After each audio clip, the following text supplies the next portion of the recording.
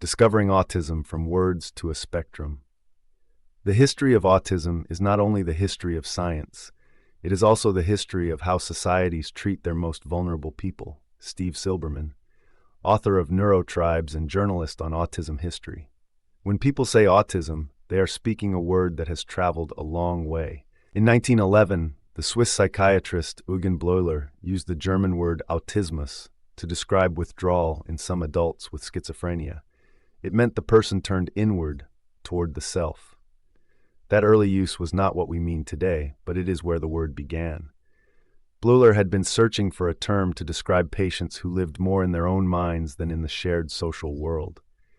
He believed autistic thinking was a kind of detachment from reality, a turning toward private imagination and fantasy. His framework came from adult psychiatry, not child development, and it linked autism to the affective and cognitive disturbances seen in schizophrenia.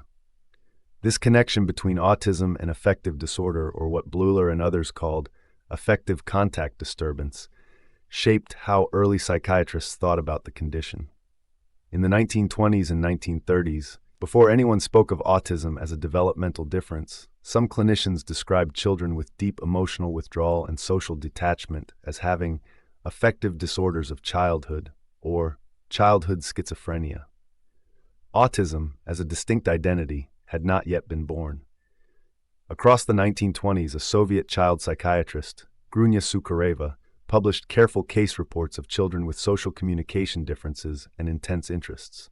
In many ways, her descriptions anticipated the traits we would later call autistic, though her work was largely overlooked outside Russian for decades.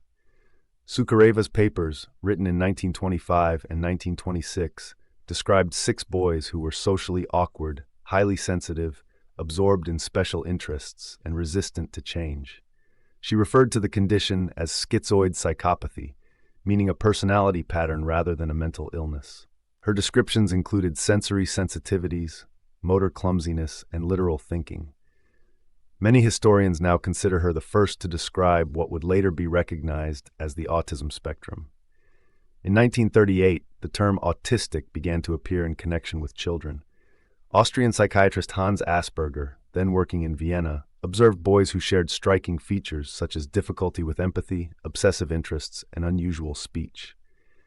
At the same time, on the other side of the Atlantic, a Baltimore-based child psychiatrist, Leo Kanner, was gathering his own notes on children who seemed born with profound social disconnection. Neither of them knew of the other's work, but both would leave an enduring mark. In 1943, Kanner published his paper, Autistic Disturbances of Affective Contact. He wrote about 11 children who had a striking pattern: difficulty with social connection, differences in language and play, a strong need for sameness, and unusual responses to sensory experiences. He called it early infantile autism. His title is important because affective contact meant emotional connection. Kanner saw autism as an innate difficulty in forming relationships from the very beginning of life. His paper launched modern clinical thinking about autism and helped move it out of the shadows of broad labels such as feeble-mindedness and childhood schizophrenia.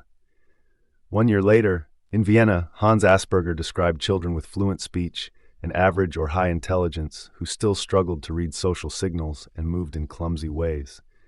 He called the pattern autistic psychopathy, a period term for a personality pattern rather than criminal behavior. His focus was on strengths as well as differences, and he noted their honesty, creativity, and deep focus. English language clinicians learned more about his work in the 1980s and 1990s, and for a time, Asperger's syndrome became a familiar label.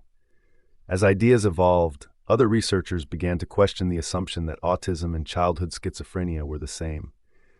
Psychiatrists such as Margaret Mahler, Bruno Bettelheim, and Mildred Creek each proposed competing theories, some helpful, others harmful. Creek's 1961 9 points described autism as a biological condition that affected emotional development, while Bettelheim wrongly blamed unloving parents, a theory that left deep scars on families. The confusion between affective disturbance and autism finally began to clear in the 1960s and 1970s as developmental psychology, neurology, and genetics replaced psychoanalysis as the main frameworks. A key shift came with Lorna Wing and Judith Gold, who in the 1970s mapped traits across hundreds of children in London.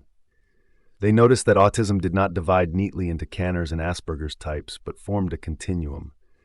They described a triad of differences in social interaction, communication, and flexible imagination, often accompanied by repetitive behaviors. Their work transformed the field, helping shift thinking from narrow subtypes to a spectrum with wide variability in traits and support needs. By the late 20th century, autism was recognized as distinct from psychotic disorders. That separation shows up in diagnostic systems. In the United States, diagnoses moved from infantile autism in DSM-3 1980 to autistic disorder in later editions, then to autism spectrum disorder in DSM-5 2013 to reduce confusion and improve reliability. The World Health Organization followed a similar arc. ICD-10 listed Asperger's syndrome as a separate code in the 1990s, but ICD-11, which came into effect worldwide on January 1, 2022, uses a single autism spectrum category with specifiers rather than separate subtypes. The name Asperger's carries a difficult history. Newly available wartime records show that Hans Asperger accommodated himself to Nazi policies, publicly supported race hygiene, measures that included forced sterilization, and in some cases referred disabled children to the Spiegelgrund facility, where many were killed. This research has changed how historians write the story and why many clinicians and communities have retired the eponym. Today, autism is described as a neurodevelopmental condition with different paths and profiles. The U.S. Centers for Disease Control and Prevention estimated that in 2020, about 1 in 36 8-year-old children met criteria for autism, with differences across communities and better identification among girls and children of color than in earlier years. Those figures reflect changes in screening and awareness, not a single simple cause. From Blöhler's affective contact disturbance to Sukhareva's schizoid psychopathy, from Kanner's early infantile autism to Wing's spectrum, the concept has traveled a long road. It mirrors humanity's struggle to understand difference, first through the lens of pathology, then through the lens of diversity. The discovery of autism was not the work of one person or one nation, but the gradual unfolding of insight across decades, cultures, and minds. Reflection words matter to families because they shape where we look for help. I am trying to use names that are honest about the past and specific about my child's present, names that open doors instead of closing them. The story of autism's discovery reminds me that every label carries a history, some painful, some liberating, and that understanding where these words come from helps us use them with care.